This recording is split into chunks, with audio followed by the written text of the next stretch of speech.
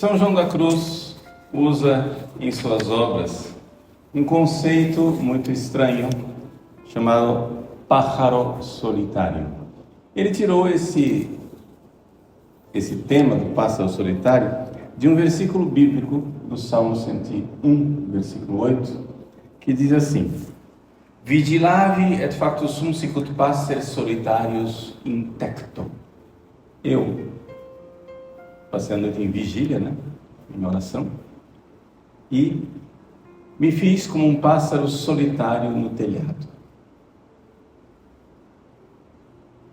Para explicar o que é isso. São João da Cruz usa essa imagem brevemente na subida do Monte Carmelo, mas propriamente no Cântico Espiritual. E aqui ele está comentando a 14ª e a 15ª canção. Só para vocês se localizarem, quem quiser depois olhar a 14ª e a 15ª canção do Cântico Espiritual. É lá. Eu não posso falar do pássaro solitário sem explicar o que aqui são as sextas moradas. Então vocês entenderam a dificuldade. Nós estamos lá na frente. Beleza. Olha só. O que é o caminho místico? Vamos lá. O que acontece é o seguinte: a pessoa vai crescendo na vida de oração, os passos da vida espiritual, para você chegar lá na sexta morada, é o seguinte: primeiro você começa se converte com estado de graça. Primeira morada, beleza, você está na graça santificante. Aí a pessoa decide, com determinada determinação, que ela vai ter uma vida de oração, que ela vai rezar, que ela vai ter intimidade com Deus. Quando isso se estabelece de verdade, ela está nas segundas moradas. Nas terceiras moradas, a pessoa está se aperfeiçoando cada vez mais. E você vê que aquela oração que começou nas segundas moradas começa a ter efeito. Aquele negócio está funcionando. Opa! A pessoa está ficando melhor. Está mais paciente em casa. Está mais dedicada no trabalho. Aqueles defeitos grosseiros que ela tinha vão desaparecendo. E aqui é importantíssimo a gente entender que a oração está dando certo quando a vida vai mudando.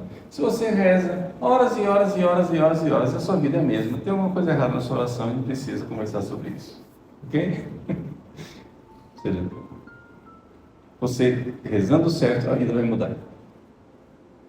E essa vida que vai mudando leva a pessoa até a porta estreita.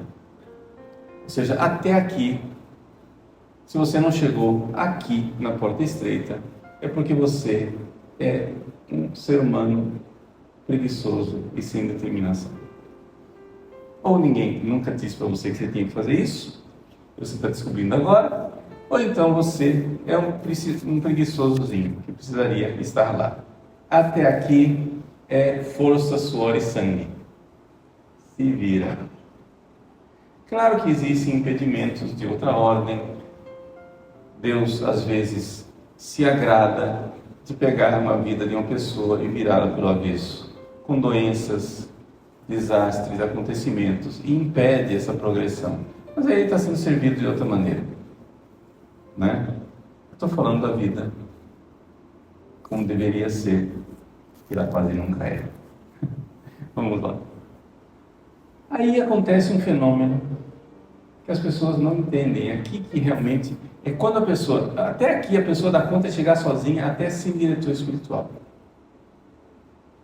Aí acontece um negócio que é o seguinte: até aqui a pessoa foi com força, ela foi com determinação, ela foi porque foi.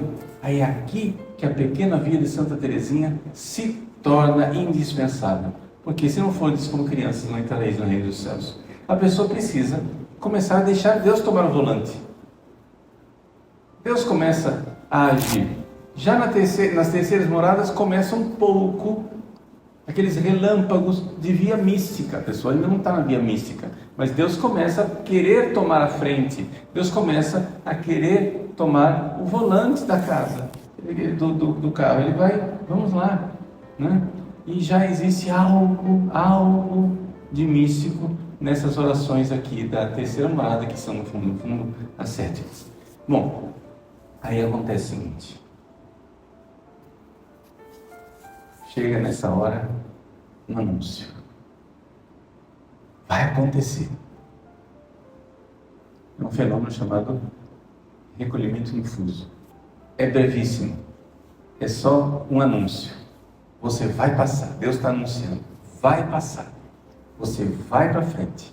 Eu vou tomar posse do seu caminho. E a pessoa então entra nas quartas moradas. Nas quartas moradas, o que é que Deus faz? Deus atrai a vontade da pessoa. Todos os outros, a inteligência fica no lugarzinho dela, a imaginação fica no lugarzinho dela, a memória fica no lugarzinho dela, etc e tal, mas a ação de Deus mesmo forte é na vontade, quartas moradas. A pessoa, se não quer dizer nada para você, né? Então deixa eu dizer um português mais claro. A pessoa vê dentro dela um amor que não é dela. Isso é místico. A pessoa vê, ela toca com a mão e ela vê dentro dela um amor que não é dela. É Deus puxando a vontade. Nas quintas moradas, uma vez que a vontade já foi preparada para a contemplação da verdade, nas quintas moradas a pessoa começa a contemplar a verdade. Parece que de repente tudo encaixa. A pessoa começam a manifestar aqueles dons mais elevados do Espírito Santo, não é?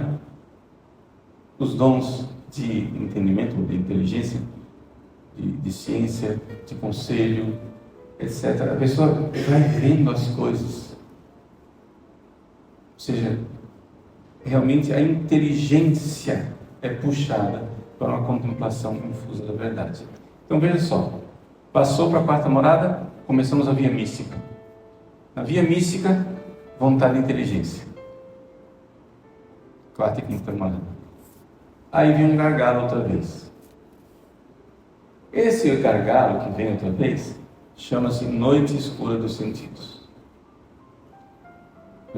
Noite escura do espírito. O que acontece?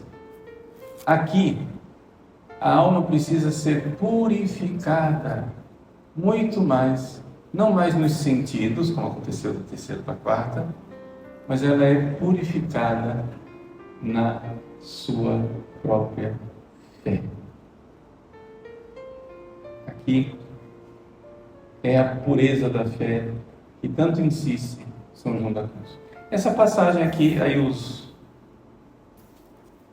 teólogos, mais do que os autores espirituais, os teólogos aqui discutem se as sextas e sétimas moradas são para todo mundo ou se as sextas e sétimas moradas são só para poucos eleitos. A discussão vale muito pouco, porque no fundo, o que interessa é o mundo real. No mundo real, são muito poucos que chegam lá. Se por determinação divina ou por falha nossa, não sabemos. O fato é que sextas e sétimas moradas são santões, santos grandes. Quartas e quintas moradas são santos. A pessoa já é santa, né? Mas não é um santão, santo mesmo desses prodigiosos. Então, ufa, chegamos nas sextas moradas. Nas sextas moradas, o que é que acontece? Deus já mexeu na vontade, Deus já mexeu na inteligência. Agora, Ele precisa mexer nas outras coisas. Precisa mexer na memória e na imaginação, porque a pessoa precisa ser totalmente levada para a presença de Deus. Nas sextas moradas acontece aquilo que nós chamamos de desponsório espiritual, ou seja, de noivado. Não é um matrimônio ainda da sexta morada, mas já é um desponsório. O que é que acontece aí? O que acontece é o seguinte: no fundo, acho que é Santa Teresa que diz que entre a sexta e a sétima morada não tem porta. No fundo, a pessoa está na sétima morada, mas não está pronta para a sétima morada da seguinte maneira. A pessoa, Deus já anunciou que vai se unir a ela em casamento. Por isso chama-se noivado. Já é um compromisso. Eu vou casar com você. Já falou, eu vou casar. Vai acontecer. Só que a pessoa não está pronta plenamente e ainda acontecem fenômenos que são sinal de fraqueza. Aqui que vem. Fraqueza. Chama-se êxtase místico. O êxtase místico é um sinal de fraqueza. Porque na sétima morada não acontece mais êxtase. Então, vamos explicar o que é um êxtase místico. O êxtase místico é diferente do êxtase natural, do êxtase demoníaco e do êxtase profético. Êxtase natural. A pessoa é louca mesmo. Manda para o psiquiatra, ela está saindo de si. Ela perde os sentidos. Acabou. Isso aí chama-se êxtase natural. É a suspensão dos sentidos. A pessoa fica catatônica. Você bate na cara dela, não reage, faz as coisas. Os sentidos apagaram. Deu um apagão. A pessoa não está dormindo, mas aconteceu um apagão. Ok? Beleza. Mas acontece uma coisa no êxtase natural, que tem uma coisa que não acontece. Chama-se a comunicação de Deus verdadeira, que pode acontecer no êxtase profético.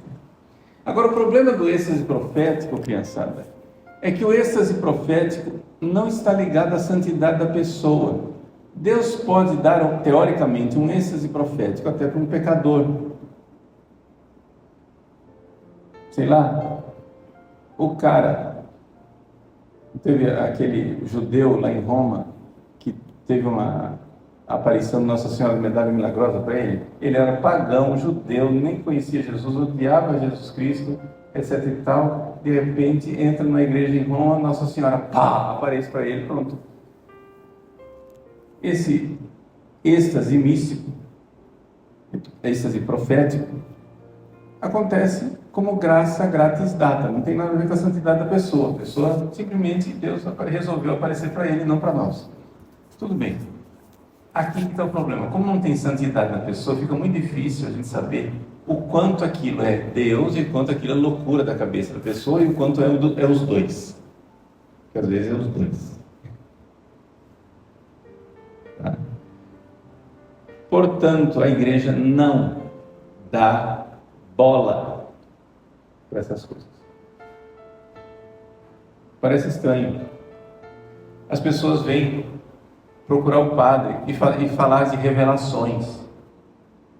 E a atitude do padre, nós somos formados, minhas senhoras e meus senhores, nós somos formados para dar de ombros e não considerar estas bobagens. Não dá bola para isso. Porque isso não é santificante, ou seja, isso não vai santificar a pessoa.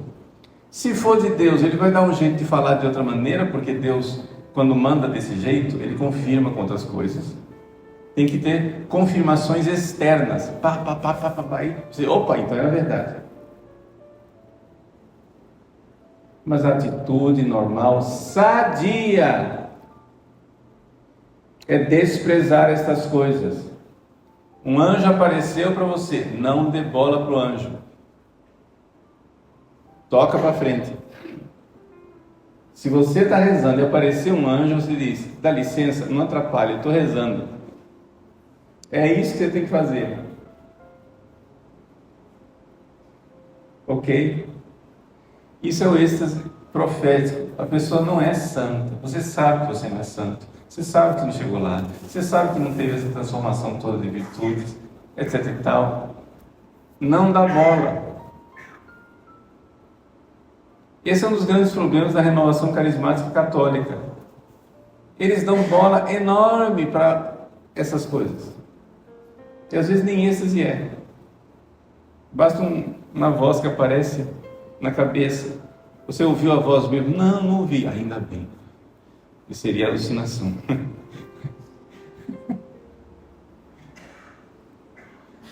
A imagem que me vem. Você viu a imagem? Não. Ufa. Ainda bem. Não viu imagem nenhuma. Que consolação. Bom, chegamos àquilo que nos interessa. É por isso que eu disse que as feiras são dois, porque eu tenho que falar isso tudo para chegar onde a gente precisa chegar. O êxtase místico. O que é o êxtase místico? O êxtase místico tem 3 características, sem as quais não é êxtase místico. Número 1, suspensão dos sentidos. Número 2, união com Deus. Número 3, contemplação mística. Vamos lá. Suspensão dos sentidos. Se tem suspensão dos sentidos e não tem união com Deus nem comunicação mística, você está dormindo. Ok? Esse fenômeno chama-se sono.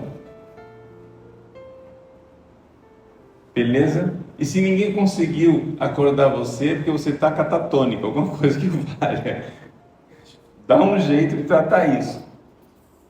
Mas, quando acontece uma suspensão dos sentidos e a pessoa tem uma união com Deus, e essa união se via na vida que ela tinha, porque já se trata de um santo. A vida dela é a vida de um santo. E tem uma união com Deus. E a pessoa tem a contemplação da verdade. Então, aí, de fato, né, você está diante daquilo que é o êxtase da sexta morada. Vejam só. Por que é que Deus faz isso? Bom, Deus faz isso porque Ele quer se unir àquela alma. Veja, é aquela comparação que eu sempre faço. O fogo e o ferro. O fogo vai transformando o ferro, transformando, até que finalmente o fogo, né, transformou tanto o ferro, que o ferro está se comportando como fogo. É a união transformante, sétima morada. É lá que Deus quer chegar. Então, para a gente entender o que é essa coisa da sexta morada, tem que entender o que é a sétima. A sétima, Deus quer transformar aquela pessoa de tal forma que fique claro que ela, já aqui na terra, participa da natureza divina. Você vê a pessoa se comportando divinamente de uma forma prodigiosa. E não tem mais êxtase, não tem mais nada, a pessoa está 100%. Essa bagunça toda de êxtase, não sei o que, etc, tal, levitação, tudo passou. Perguntaram uma vez para uma priora: Madre, que passa na sétima morada? E a madre respondeu: não passa nada. Não acontece nada. É a coisa mais maravilhosa e ao mesmo tempo que menos carece de descrição, porque a pessoa está plenamente unida com Deus o tempo todo. Deus está plenamente unido com a pessoa o tempo todo. A pessoa não precisa rezar. Um santo de sétima morada não precisa mais rezar. Ele está rezado. Ele vive numa oração. Ele está aqui com você, prestando atenção em tudo que você está falando, a inteligência dele, está tudo aqui em dia. Mas no fundo da alma tem uma âncora, ali tem uma presença trinitária que está lá sempre e ela é experimental. E você vê que isso é real pelo comportamento da pessoa, que é realmente divino. Só que antes de chegar nessa sétima morada, tem a sexta. E a sexta morada, a pessoa ainda é fraca. E aí, quando Deus intervém, a pessoa como que desfalece, ou seja, acontece o êxtase. Nessa situação é que você vai lá, belisca a pessoa, queima a pessoa, faz tudo com a pessoa e a pessoa não reage, porque é uma suspensão dos sentidos. Mas é uma suspensão mais importante do que a suspensão dos sentidos, é a suspensão das potências internas da alma, que são completamente unidas a Deus. Tendo dito isto, com 20 minutos de homilia, o pássaro solitário. O que é o pássaro solitário? Agora ficou fácil, porque eu já fiz o trabalho de casa de explicar, né?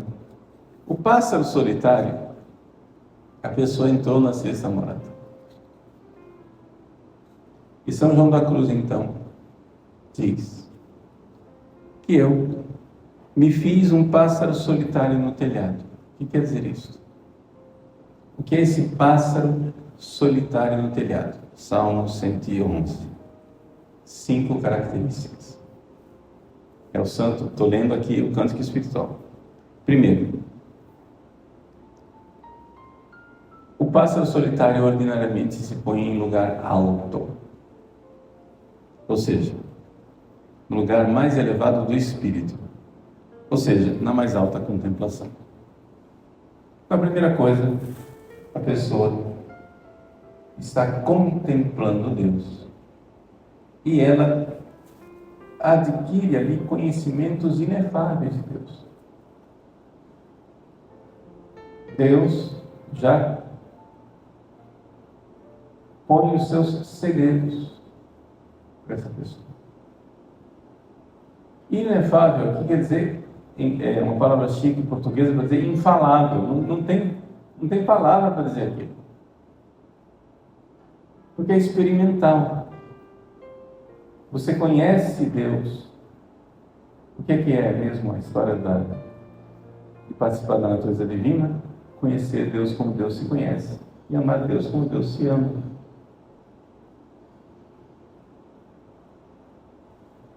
Mas nas sextas moradas, o pássaro vai lá e fica. Mas aquilo não é estável. Porque ele não está na sétima ainda. Então, quando está aqui, está na paz, na tranquilidade, está em casa, cheguei, que maravilha. Quando isso passa, desejos. Aí Deus que não toma o volante da coisa já há muito tempo. A alma sabe que isso não acontece com ela provocando. A pessoa não pode provocar isso. Isso não é algo que nós... Gente, vocês estão entendendo que da quarta morada para frente é Deus. O diretor espiritual tem muito pouca coisa para fazer da quarta morada para frente. Porque o negócio é Deus. A pessoa vem dizer, Padre, Deus veio, eu senti aquele amor, mas passou e já faz um mês. O que é que você tem para dizer para essa pessoa? Espera. Ele vai voltar. Continua tudo direitinho. Então, nas sextas moradas, a pessoa está nesses conhecimentos mais elevados. Segundo, sempre conserva o bico voltado para o lado de onde sopra o vento. O espírito, de modo semelhante, envolve o bico de seu afeto para onde ele vem, o espírito do amor, que é Deus. Ou seja, aqui ele está falando da primeira característica, está falando da inteligência, agora está falando da vontade. A inteligência está contemplando conhecimentos íntimos de Deus. O pássaro está lá. Mas está com o bico voltado, ou seja, o afeto, quer dizer, a vontade, o amor, sempre voltado para Deus, que é uma coisa, não? Com o bico voltado para o vento. Terceiro, permanece sempre sozinho e não tolera outros pássaros junto a si. Se acontece de algum vir pousar onde ele se acha, logo levanta voo. Assim, o espírito, nessa contemplação, está sempre em solidão de todas as coisas, despojado de tudo, sem consentir que haja em si outra coisa a não ser essa mesma solidão com Deus. Veja, isso daqui não é uma tarefa muito difícil nesse estágio, porque tem o êxtase, né? E mesmo quando a pessoa está fora do êxtase, aquela experiência é tão marcante e tão arrebatadora que não tem mais nada que atrai aqui. A pessoa literalmente está como um exilado nessa terra. Não tem mais nada, absolutamente nada que, assim, ela está com saudade do céu e pronto, e acabou e não tem mais nada para fazer. Então, essa coisa do pássaro solitário. Por que ele é solitário? Né? Então, a ideia do pássaro solitário é porque ele está lá elevado na contemplação, está com o bico, que é a vontade voltada Mas ele é solitário. Por quê? Porque o desapego total das criaturas, ele já está lá em cima no Monte Carmelo, né? Não está ainda na 7ª morada, mas está chegando. Não tem mais nada aqui embaixo que segura essa pessoa. É como se você faz a experiência de uma coisa superior, você não vai querer o ordinário, né? Você fazer uma comparação, desculpa manchar São João da Cruz com comparações tolas, né? Você viaja sempre de avião em classe econômica. Se você viaja uma vez em classe executiva, você já se habituou. Nunca mais você quer voltar para a econômica. É a mesma coisa. Você experimentou Deus. Acabou. O que você quer aqui embaixo? As coisas perdem a graça. 4. Canta muito suavemente. O mesmo faz o Espírito para com Deus por esse tempo, e os louvores que ele dá são impregnados de suavíssimo amor, sobremaneira deliciosos para si mesmo e preciosíssimos para Deus. Vejam, essa 4ª característica é aquilo que realmente, profundamente, São Paulo quis dizer com o dom de línguas. Os gemidos inefáveis. Esses gemidos inefáveis é esse canto suave do pássaro, que neste estado místico corresponde ao amor com esses cânticos. E 5ª característica, não tem cor determinada.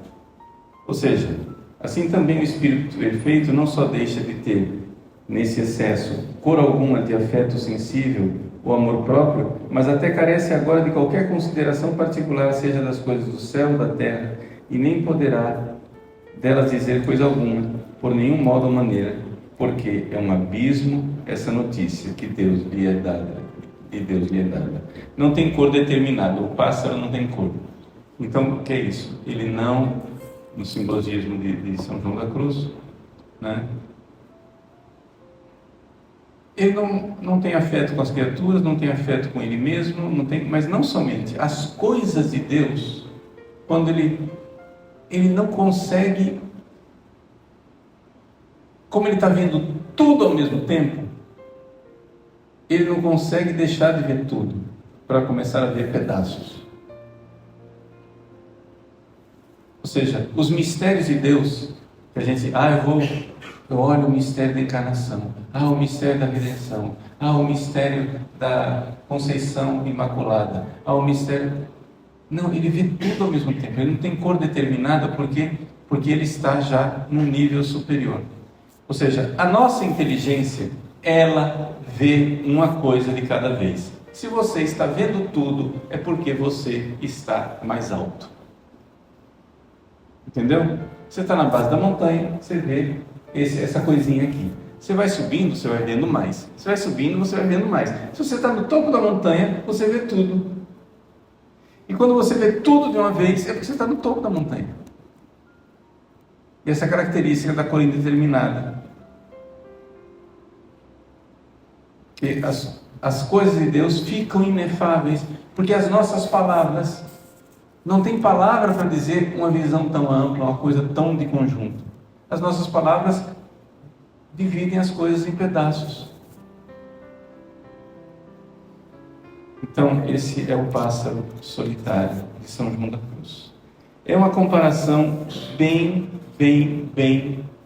são joanista, ou seja, os intérpretes de São João da Cruz ficam procurando de onde que ele tirou isso, como se ele precisasse de outra coisa, senão o Salmo 101, para tirar isso. E do Espírito Santo e da própria experiência dele. Porque ele está simplesmente descrevendo a experiência de um santo que passou pela 6ª morada. Então, estamos nos aproximando da grande festa do nosso grande Pai, São João da Cruz, um grande santo. grande mestre, que nos deixa como formiguinhas aqui embaixo, olhando para a grandeza dele, mas que, exatamente porque tem gente desafiadora assim, e grande, é que a gente então enxerga, nossa, como Deus tem coisa para fazer dentro de mim. Isso deve nos animar a fazer aquilo que nós precisamos fazer na morada em que nós estamos. Quem está desanimado de rezar, retome a oração, faça essa segunda morada virar verdade. Uns anos atrás eu lancei no meu site o projeto Segundas Moradas, para convencer as pessoas de pelo menos sair da primeira e ir para a segunda, ou seja, começa a rezar a criançada. Senão não funciona. Porque não tem um gargalo entre a primeira e a segunda morada. Mas no mundo moderno tem. As pessoas não rezam. Então tem que passar. Então vamos pedir ao nosso Pai São João da Cruz, Mestre de vida espiritual, nos dê as graças, alcance as graças no céu, para que nós possamos trilhar esse caminho de amor, para que a gente um dia, se for do agrado de Deus, possa ser também esse pássaro solitário no telhado.